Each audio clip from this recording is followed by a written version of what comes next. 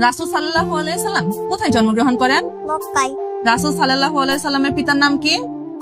আব্দুল্লাহ। রাসূল সাল্লাল্লাহু আলাইহি সাল্লামের মাতার নাম কি? আমিনা। রাসূল সাল্লাল্লাহু আলাইহি সাল্লামের দুধ মায়ের নাম কি?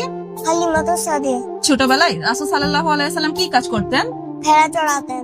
রাসূল সাল্লাল্লাহু আলাইহি সাল্লামকে সবাই কি বলে ডাকতো? আল আমিন। রাসূল সাল্লাল্লাহু আলাইহি সাল্লামের ডাকনাম কি ছিল? আবুল কাশের।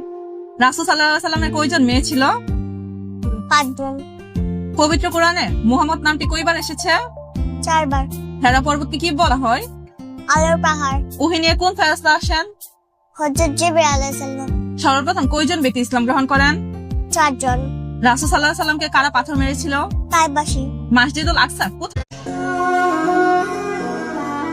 জীবনের অর্ধেক সময়টা কাইটা গেল বুঝতে বুঝতে, আর এখন বাকি সময়টা কাটতাছে বাস্তবতার সাথে লড়াই করতে করতে।